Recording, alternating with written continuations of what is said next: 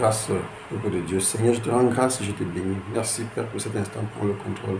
Et que la gloire et l'adoration te reviennent au précieux nom de Jésus. Amen. Bien-aimés, aujourd'hui, le Seigneur parle aux mauvais dirigeants de son troupeau. Le Seigneur parle aux mauvais pasteurs. Le Seigneur parle aux mauvais hommes de Dieu.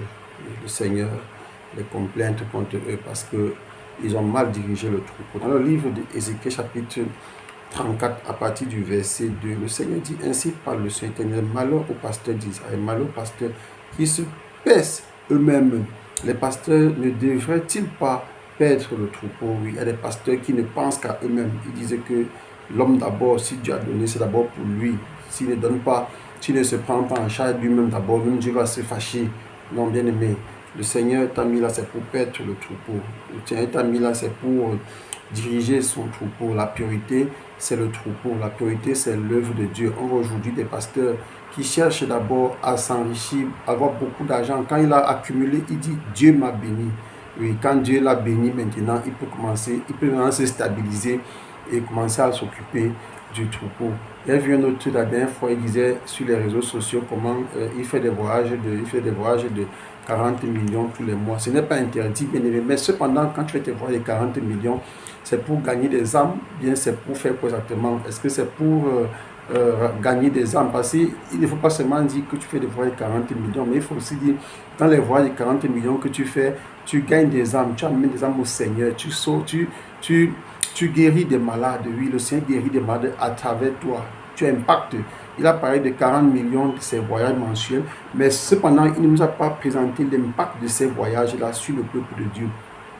Dans le verset 3, le Seigneur dit: vous avez mangé la graisse, vous vous êtes vêtus avec la laine, vous avez tué ce qui était gras, vous n'avez point fait perdre le bébé. Oui, beaucoup de faux pasteurs, en général, quand ils voient quelqu'un qui est arrivé, qui a un peu de semences, de ressources, on s'arrange à ce qu'ils le reçoivent et commence à extorquer. Oui. Et quand ils voient que quelqu'un a des bonnes dispositions financières, on s'arrange à ce qu'il devienne le principal financier de l'Église. Et le Seigneur n'est pas d'accord avec vous, chers hommes de Dieu. Vous êtes des mauvais dirigeants, vous êtes des mauvais pasteurs. Si vous n'avez pas fortifié celles qui étaient faibles, guéri celles qui étaient malades, pensé celles qui étaient blessées, vous n'avez pas ramené celles qui étaient égarées, cherché celles qui étaient perdues, vous les avez dominées avec violence et dureté. Oui, il y a beaucoup de pasteurs, ils ne s'occupent pas des brebis perdus, ils s'occupent seulement des brebis qui ont de l'argent. Quand tu es perdu, ce n'est pas ton problème. Même si tu étais là et que tu es reparti, ne cherche pas à savoir pourquoi cette brebis est partie, ce n'est pas son problème. Le Seigneur dit: elles se sont dispersées parce qu'elles n'avaient point de pasteur.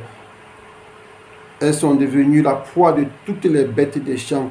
Elles se sont dispersées. Le Seigneur n'est pas content parce que nous avons dispersé ces brebis. Beaucoup de brebis du Seigneur se retrouvent aujourd'hui dans le monde à cause de l'Église, à cause de nous, les hommes de Dieu. Parce que notre mentalité, nous sommes là, nous voulons plutôt extorquer les gens. Il y a des églises, il y a des quêtes même pour l'anniversaire du pasteur. Il y a des quêtes même pour la femme du pasteur. Le Seigneur n'est pas d'accord avec ça, bien-aimé. Il y a d'autres hommes de Dieu, à peine il a prêché, mais il sur le compte bancaire est là pour qu'on lui donne de l'argent. C'est pas bien. Le Seigneur a dit: l'ouvrier mérite son salaire, mais ce salaire, bien-aimé, c'est Dieu qui donne. Ce n'est pas à toi de tendre la main pour que ce salaire vienne, bien-aimé. Il faut laisser Dieu faire.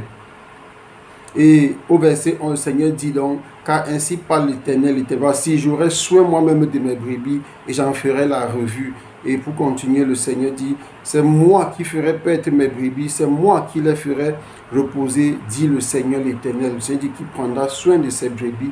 Souvenez-vous que le Seigneur a dit: il peut même susciter des arbres pour l'adorer. Donc n'oubliez pas, bien-aimé, je chercherai celles qui étaient perdues, je ramènerai celles qui étaient égarées, je penserai celles qui étaient blessées et je fortifierai celle qui est malade, mais je détruirai celles qui sont grasses et vigoureuses. Je veux les perdre avec justice. Donc, vous qui êtes gras, les gros pasteurs avec des grosses voitures, vous cherchez des jets privés, vous cherchez toutes sortes de confort, le Seigneur dit qu'il vous détruira. Donc, bien aimé, si tu es dans la catégorie des faux pasteurs, il faut bien aimer rapidement des faux pasteurs, oui, ceux-là que Dieu a appelés, mais qui malheureusement sont entrés dans l'évangile de la prospérité, l'évangile des choses du monde.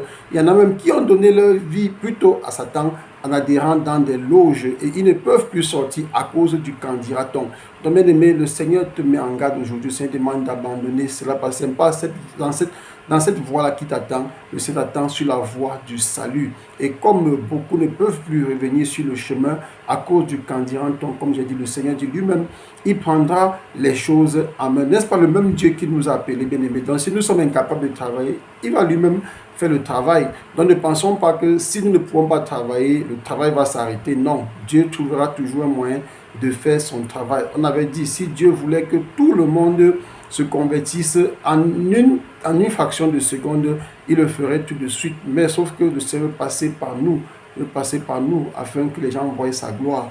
Merci Seigneur pour cette parole d'aujourd'hui. Je te prie, bien-aimé, que cette parole touche ton cœur et que si tu es un mauvais pasteur, que tu changes de comportement. Merci Père. Amen.